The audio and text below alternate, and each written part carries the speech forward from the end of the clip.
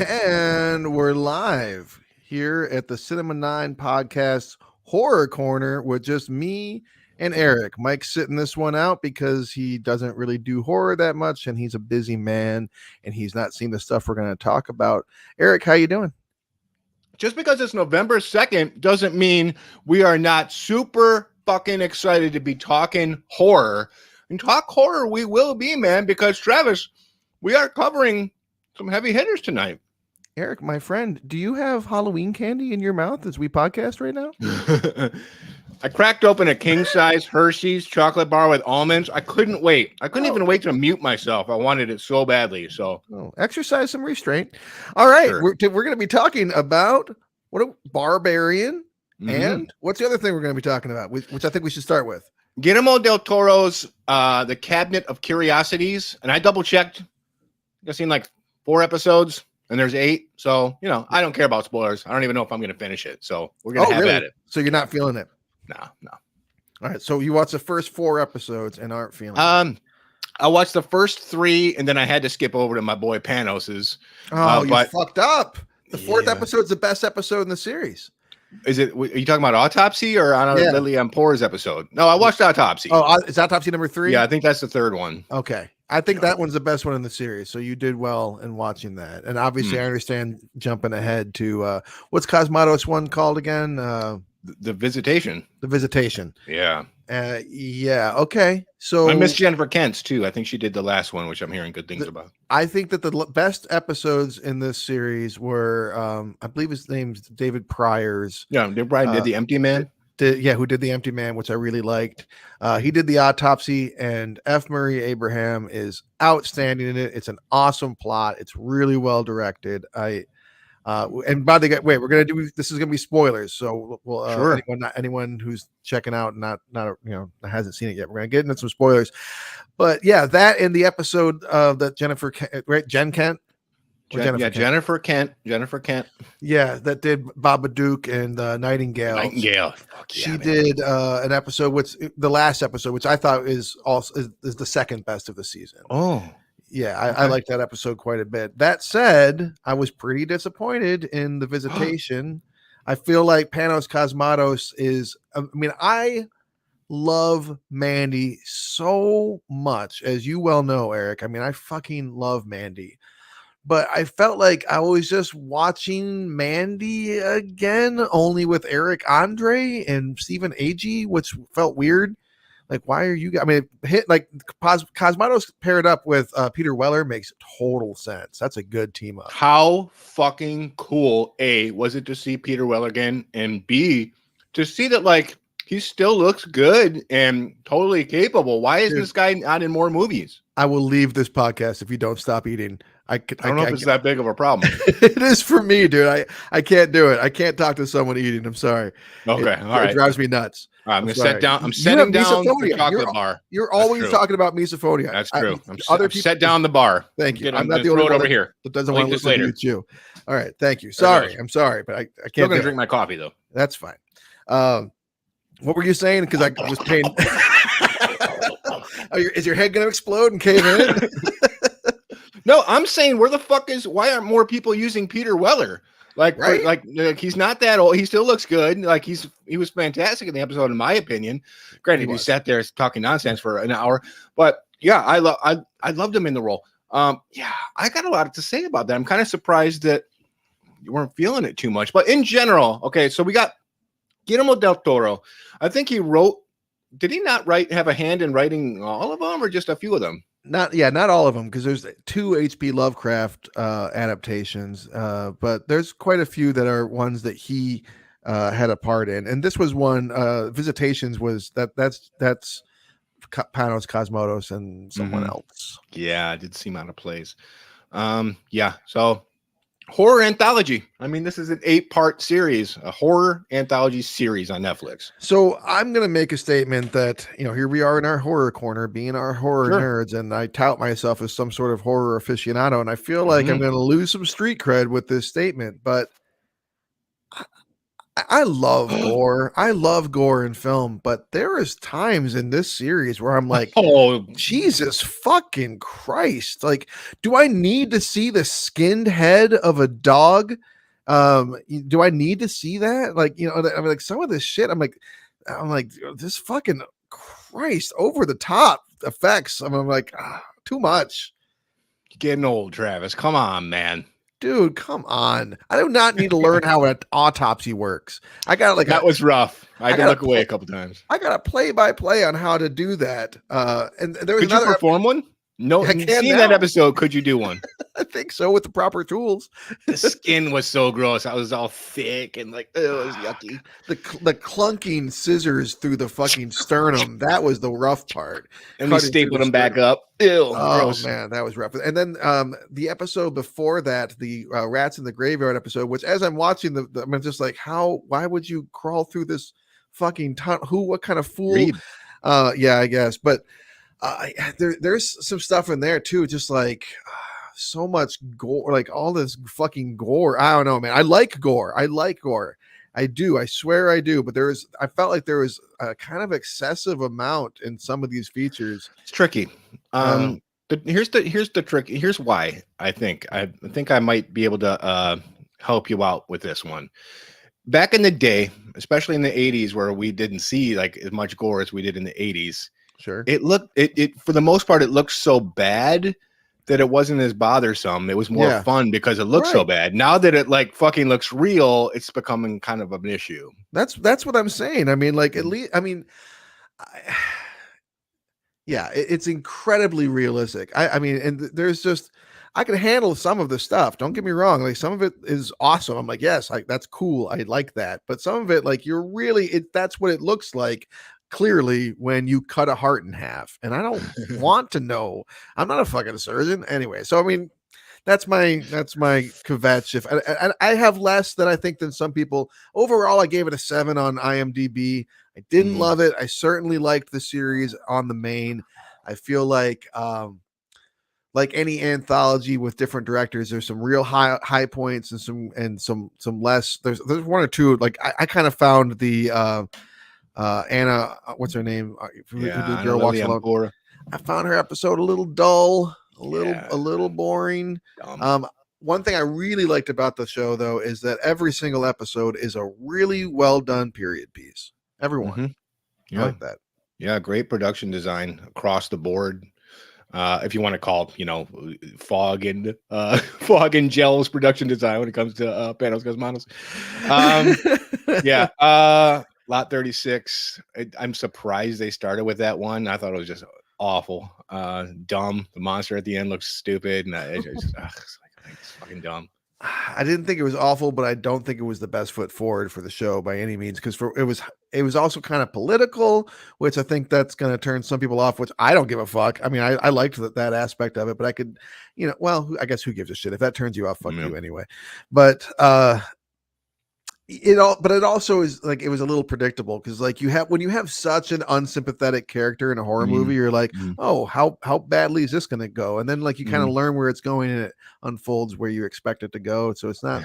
I mean, it kind of read like a short story, which is or watched like a short novella or something. But yeah, definitely, it's worth checking out for the autopsy and the murmuring. If you just watch those two, you've got, I think that you'd probably be pretty happy. And I would recommend the Visitation too, especially if you like Cosmos, or Panos Cosmatos. It's a comedy. That one's a comedy. I dug it. I liked it a lot, quite a bit. I need to revisit it.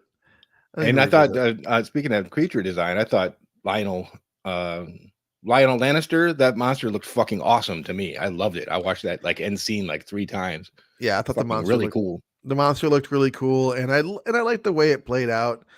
I feel like there's an episode or two I'm kind of leaving out that probably is worthy of mention, but nothing. Well, I've seen Dreams of the Witch House adapted 5 times. I was in no rush to see another adaptation of that. And I guess it's pretty much, it's one of the few Lovecraft stories I haven't read, but as I understand, it's a pretty big departure.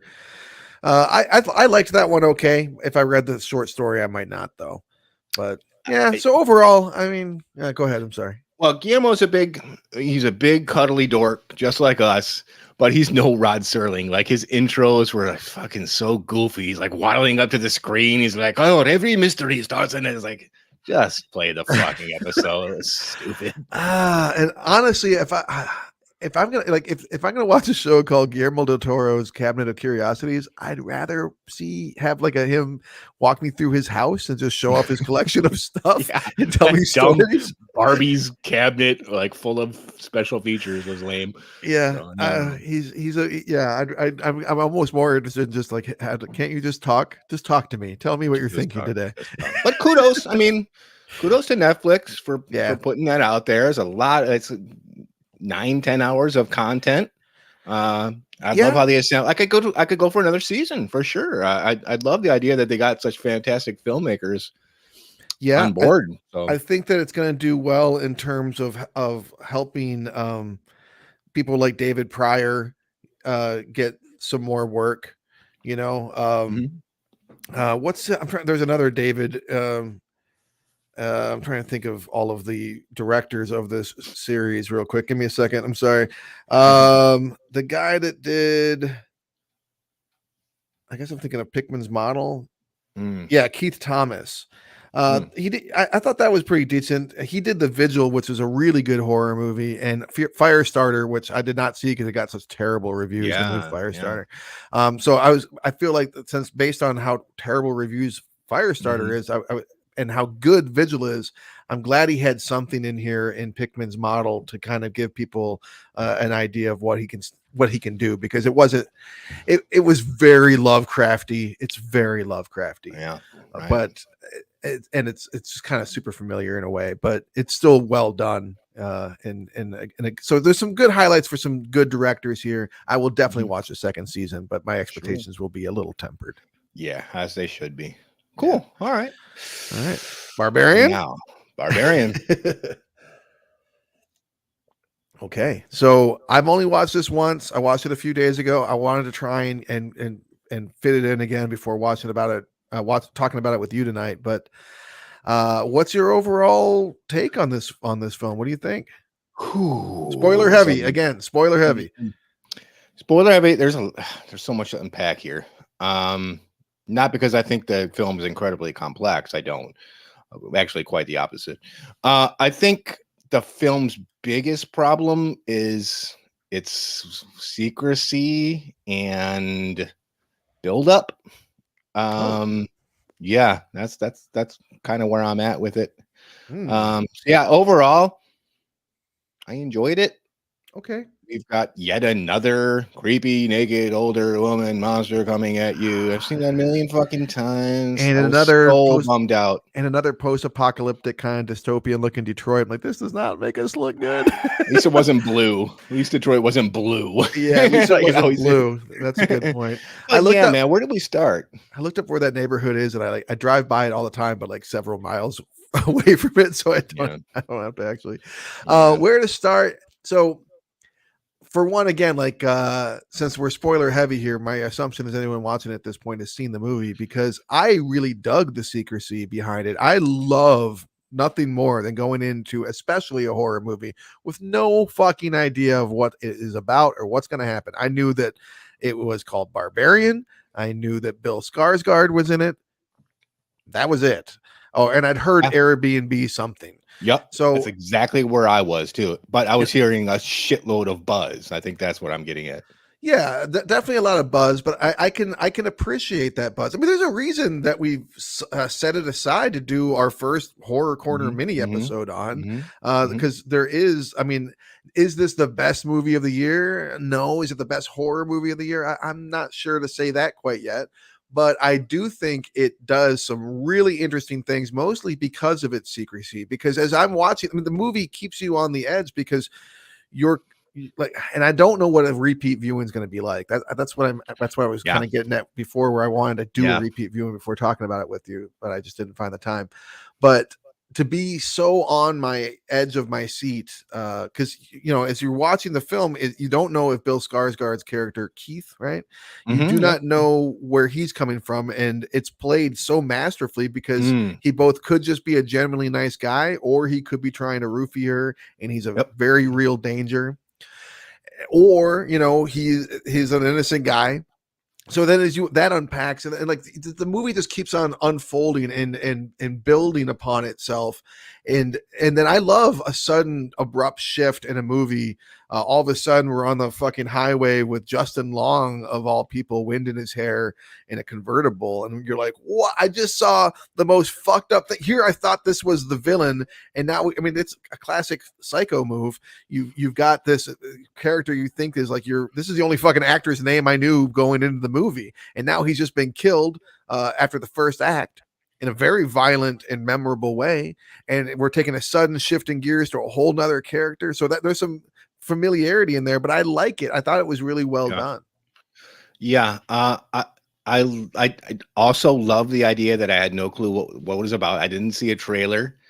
And when that shift happens, and once again, we're gonna spoil the shit out of this movie, you're gonna have thoughts. All right. What are You're your gonna thoughts? either be like, where the fuck is Bill's? Get him back here. I'm not on board with this. I know every time Justin Long is in a horror movie, like some shitty happens and he's like that guy. Yeah, that's what it is. So it's like pull the rug from under your feet, like the horror movie. For me, man, straying away from that house was a fucking huge mistake. We get too far from it. The fear just poof went out of my body. As soon as I saw us on the Pacific Coast Highway, I felt safe as a viewer. And that first 40 minutes, I haven't felt that unsafe in a long time watching a horror movie.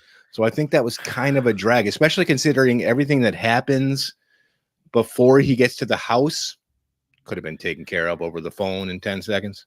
Well, I think you raised some good points there. I think that we're supposed to get a sense of the character AJ's security, and how he suddenly thinks that his life has been ruined and that his life is over, but little does he know just how truly over his life is soon to be. But the filmmaker Zach Kreger, which is the guy from Wrecked. I loved Wrecked. Never would I have guessed that dude would have gone on to do this, right? Oh, the guy from the Whitest Kids You Know. Remember that show? Sketch show? Watch it. I'm Billy aware of it. Azar. I never watched it, but yeah, and as I understand it, he sat down with the intention of writing a script that was like all of the red flags that a man can give off and make it like a horror movie kind of thing. And so that first act is so compact and almost works. It can almost just stop right there practically, in a way. Even as late in the game when Bill Skarsgård's character Keith is trying to get her to go the opposite direction, you're like, oh, he's fucking trying to draw her deeper into the mine or whatever the fuck this is. And it's just to keep you constantly, you do not know until his brains are splattered all over the place by this monster who's come out of nowhere. This is a From Dusk Till Dawn level, like, what the fuck am I in all of a sudden? I did not know where this was going. And the movie just gets more horrifying from there. I do think that I get your point that we suddenly feel safe and all that stuff, but it gives us we're back in to the basement relatively soon, and we're getting deeper into the labyrinth and learning more about. And I also really love that flashback sequence. What's not often I can say that, but I think they do a great job of reconstructing that neighborhood and making it look like the 80s and vibrant and alive. And how terrifying, speaking of Mandy and Panos Cosmatos, Richard Brake, who played the chemist with the tiger in Mandy and was the original Night King in Game of Thrones. He is so chilling in this movie. That whole sequence of following him around on his chores, and you were like, oh, you're getting baby stuff. Why are you getting baby stuff? Okay. They did. I believe this was I've got a lot of good things to say about the movie, but I think he does very clever things with casting here, and this felt like a misstep for me With because when Break, you got really? when you got Bill Skarsgård, fantastic actor. Can't take my Oh, eyes off him. Can't yeah. wait to see Nosferatu and everything. The Crow, even for God's sakes. Everything he Give does me all day. more. Give me more. Everything. I'm I there. love him. But we've got a person fairly personified and Scary. married to Pennywise as the scary person. So to turn the tables and have fucking subversion yet again is fun. Okay. I think with Richard Brake, the second you lay eyes on the guy, it's like, oh, this is a bad guy. This is a problem. This is a guy that's going to be not going good. I say maybe do the same thing, or maybe even the opposite. Give me the nice looking guy. You're like, oh, look at this guy. Oh, shit, is the thing going to get him too? And then kind of do something like that. So, I I get don't that know. you were saying, but since it's a flashback first, it's like I don't know that you can't. I don't know if it matters because you're setting up that you're trying at that point as a filmmaker, you're trying to explain what this creature, which is a human being, it turns out, what this person is, played by A a victim. man, is a victim. Yeah, the Mm-hmm. mother character is the most Yeah. tragic victim of this movie by far, by a million miles.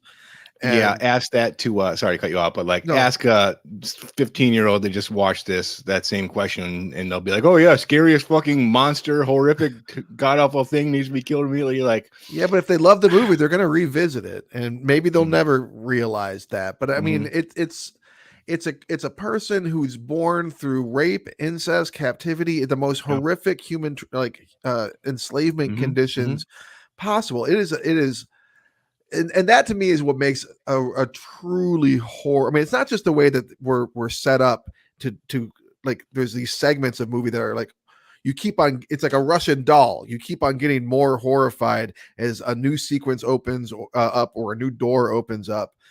I kind of lost where I was going with that. Sorry. No, you bring up a great point. It's like onion layers. Yeah. I'm tired of victims as monsters in horror movies. Okay. It just keeps happening. I think it's a problematic. But I mean, Fair. creepy as fuck. Creepy as fuck. Um, Great makeup effects. Was that played by a male Yeah. actor? Yeah. Yeah. It was. Because it had to be someone super, super tall and strong For a looking, second, I I thought it guess. might have been Richard Brake, but I don't think it was either. No, it wasn't. I got the guy's name. But he's kind of an unknown. Um, well, I know where I was going with that before. Is that to me, I love supernatural horror. Like that's my bread and butter. But the stuff that really scares me is the stuff that humans can do to each other. The stuff that goes on behind closed doors. And this is the ultimate what goes on in your neighbor's house kind of horror movie. I think that you have no idea just how horrific and deep and twisted it can get with this movie. And the worst thing about it is that the killer, the monster, the evil entity, he gets away scot-free. He finally gets his hands on the gun that he's freed. Like Yeah. he's been trying to get to that gun Yeah. forever, but he couldn't get the mother to give it to him. Mm-hmm. So to finally have it, he doesn't even shoot the guy first. He's not going to fuck around. AJ first. He shoots himself in the head and he puts himself out of his misery. And it's like, no, you deserve to suffer. Yeah, that's interesting. You say that. Maybe it's my intellect, but I thought that was, well, I'm fucked and I'm not going to jail, so I might as well blow my brains out. I That's think that interesting. he couldn't get up from the bed. He was literally stuck in that bed, right? He couldn't. He had been in there forever. The mother was the only person who could possibly take care of him, and she was just basically breastfeeding him and feeding him the same shit. It looks like water bottles were getting in there too, but he was living in like absolute hell. Yeah, I didn't know. And then he got I thought he freed was. from it. Yeah, I thought he was like the ringmaster, setting up the camera, doing everything nonstop, even to that very day. I think that he had been, but he no longer had the ability to. He was bedridden because he couldn't even reach the fucking cabinet. He had to get him to get it over there to him. Gotcha. So yeah, he definitely was the one that had done all of this. Yeah, and it's. I didn't know he was incapacitated. I guess that's what I picked up on. Okay. But the movie, I mean, like we haven't talked about the main character properly enough yet. She does a fantastic job. When she gets down there, Tess, played by Georgina Campbell, when she first gets down there and you see the bloodstained mattress and the video camera and all that, I'm like, this movie's terrifying. This is so fucking scary, blah, blah, blah. And one of the gripes I do have about the movie, I'm like, get the fuck out of there. And when she almost gets out of there a couple times and just won't quite do it, I'm like, I don't care how much empathy you have, get the fuck out of there. Travis, she does so many smart things in that first chunk, and then so many dumb things in the second. She doesn't. It's not smart to enter the house in the first chunk. It was never smart to get in the house in the first place, regardless of how nice the guy seemed or that she never should have gotten in that house in the first place. If you know Detroit like we do, you drive 40 minutes and you're in fucking Bloomfield Hills and you can get in a hotel just fine. yeah. And she's got GPS. She could have gotten out of there and found a hotel outside of wherever the convention is, which it sounds like total bullshit when he's saying that, but she doesn't even like look into it. She doesn't even Google it to see, she doesn't break out the Travelocity or nothing. So I don't think that she's making a lot of great decisions in that opening, to be honest. Well, the way she navigates the situation inside is interesting. Yeah. Now, when she's in the basement is actually when I think that she's smartest, because she is quiet. She figures out very quickly. So when Keith, Bill Skarsgård's character's head is dashed in front of her, she must have been frozen in shock and completely unable to respond. It just went into like fear mode. And then the mother must have probably taken her and like probably tried to breastfeed her or did, and like did all that stuff. And she figured out if she was chill and calm, she learned really, because she's a woman, maybe she figured out really quickly, this is a maternal thing that really just wants to love me. As sick and twisted and as disgusting as it is, and the fucking breast milk. Oh my god, that talk about hard to watch. Creepy. Oh my god. When the fucking bottle comes out. It's so gross. Yeah. So it reminded me a lot of the episode of the X-Files, Home. If you know X-Files, you know Home. Yeah, I know Home, but it's been a long time. Yeah. Remind me. Well, family of like inbred people like trap Fox and Scully into their house, and it's really fucking creepy. And like the matriarch is running the show and she's incapacitated and she wants the bloodline to continue. Really fucked up. Yeah, that is fucked up. And that's what this movie does. It takes like all the taboo, horrifying things about our society that we hardly talk about, like sex slavery and rape and incest and all of these things that are suburban things in a lot of ways, everyday things for generations and not in many countries. This kind of horrific treatment that humans can do to one another, and it just pushes it all into your face. Now, I do have, before we get too wrapped up in all this, because I know this is a mini episode, I do have one huge complaint. Bring it. My biggest complaint about this movie that I would be remiss to not bring up if I was reviewing it, which is I'm not a physicist, but I have a rough idea how physics work. I have a rough idea how gravity works. If you are thrown off of a high thing and then a second later an individual leaps after you, if there's not enough space where you can like if you're not skydiving where you can go like head first and like do the whole fucking thing, where you can position yourself underneath of that individual, it doesn't make any sense that the mother gets underneath of her. It makes sense that AJ throws Tess off. I like that as a surprise, but that the mother could somehow magically position herself beneath is bullshit. It's only like 3 stories. I rewound it to see exactly how much time went by from when Tess was thrown off and then the mother jumped to get her. It was preposterous. And you nailed it. Unless you're skydiving and you go into torpedo mode, you are not getting down there. Yeah. I just wish they made a different decision on that. So rather than having AJ yell, "It's your baby," which that takes time, you should have you easily could have. I mean, again, I think that the makers do a great job in many other places. But what if the mother just saw what was happening on her own and leapt before AJ could throw it off and kind of like grabbed the edges and swung herself towards it? That would have made perfect sense, and you could have the same thing happen because the mother's watching what's happening and figuring it out, and she's a sentient being. So. I don't know why they made that choice. There's a good piece of imagery with mother jumping behind him or her. And I mean, I rag on Justin Long, but I'm a fan. He Me too. does he does great work as this. He nails this like post Me Too character perfectly. And I really like the scene where it's on the nose, but he's talking about comeuppance and regret, but they don't allow the character to pursue that. He's just still a dick. Part of me does wish maybe Tess slipped or hit something and he tries, but I did not like how he just, oh, I'm an asshole by nature. I'm going to continue to be one and throw her off. I didn't dig that. I actually really dug that because I Did you? mean well yeah, he's been Me Too'd because he really is a rapist. He's not innocent. He on the dance floor, he tells his buddy that eventually she Yeah, got into sure, it.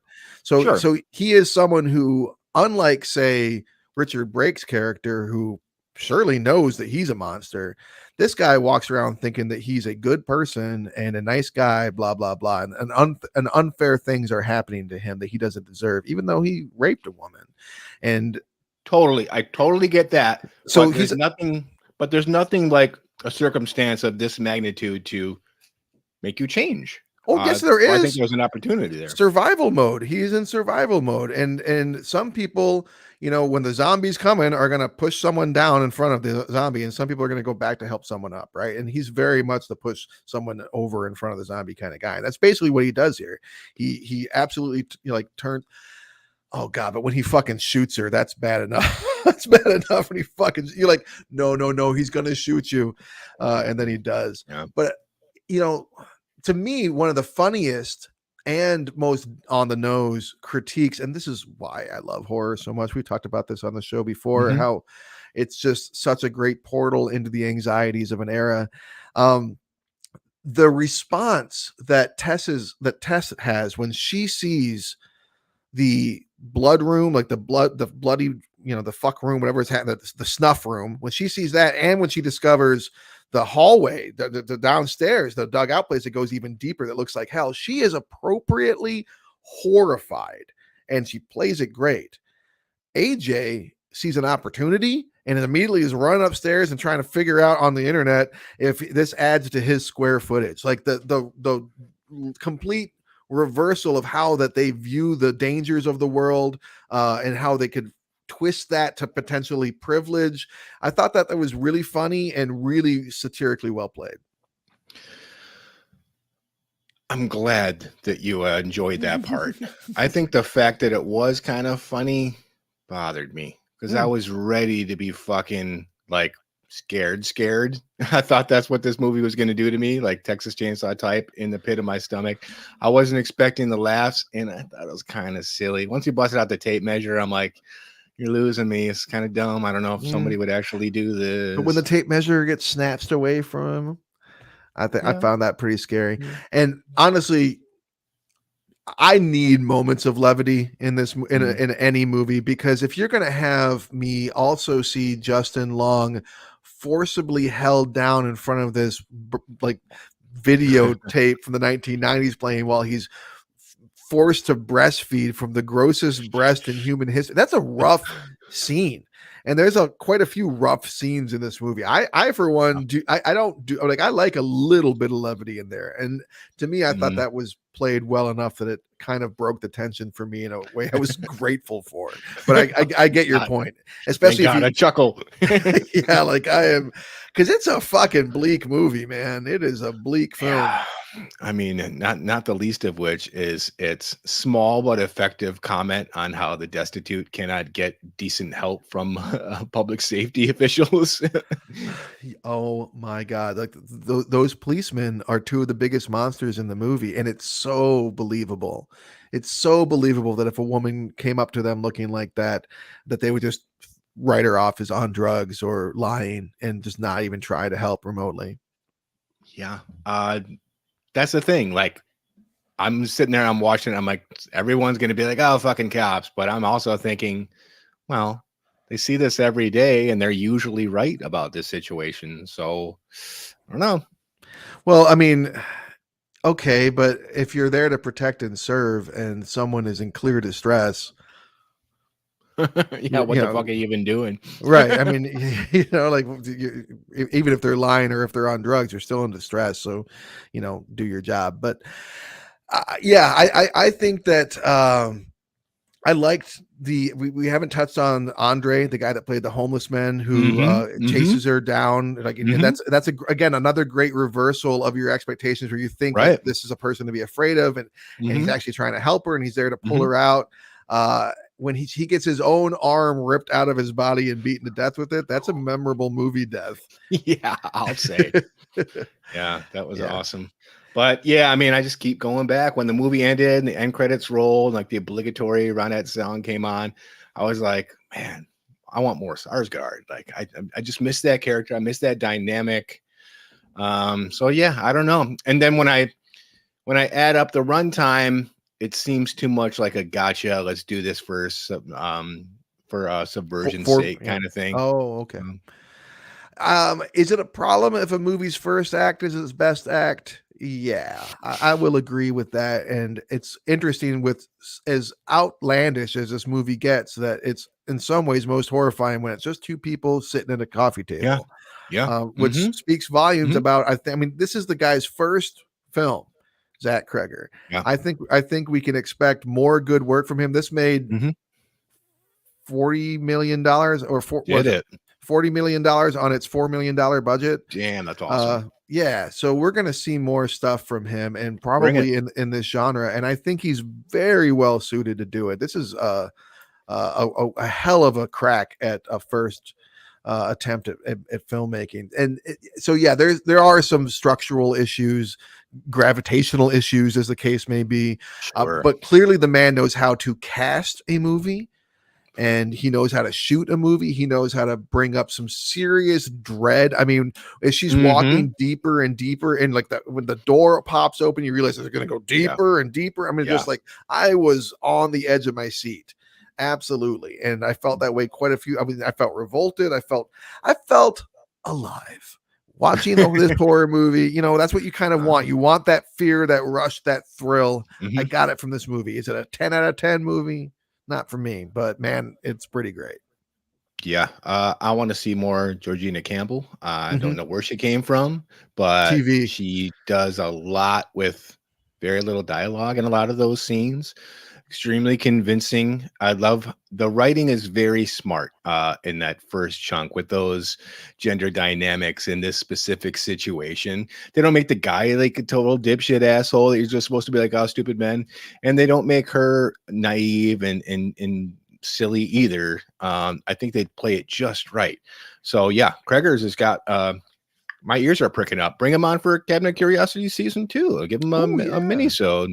That would be a great way to round out this episode and end it for us. Sure.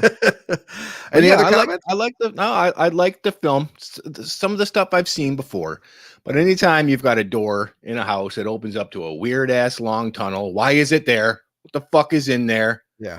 You got me. And it's got things to say, not on a Jordan Peele level, but just enough to let me know that this is still a salient thing to do in horror, and it's not a tired trope yet. So yeah, cool movie.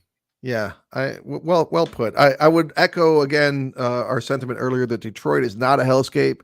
There are parts of it that are beautiful and perfectly safe. Please come visit. We need your tourism. But this movie is very much going to stick with me. I don't know what those repeat viewings are going to be like, but there will be some. This is not, I mean, this is, as far as one of my favorite genres, if not my favorite genre goes, and this is for me one of the best of the 2020s so far, I'm going to say. Yeah, I definitely put it up there. So I'm digging the horror corner. So email the show if you want more horror. We're willing to go into the horror corner once again and do some mini-sodes. I think this is a lot of fun. Likewise. I mean, horror is one of those things that, like, growing up, I enjoyed them, but I didn't start to really get into them until maybe my 20s. And I got into them because I was going through a bad depression. And horror movies, as a lot of people will tell you, are a great way to get out of depression. It's a great way to relieve emotions inside that it's hard to get out in healthy ways. So yeah, I would love to do this again. It was fun. We will do it again. So thank you, Eric. Thank you, everybody, for watching, listening. We really appreciate it. Check out Barbarian if you haven't already. My God, I hope you did before listening to this. All right. Much love, everybody. Thank you. Have a great night. Bye-bye. Bye-bye.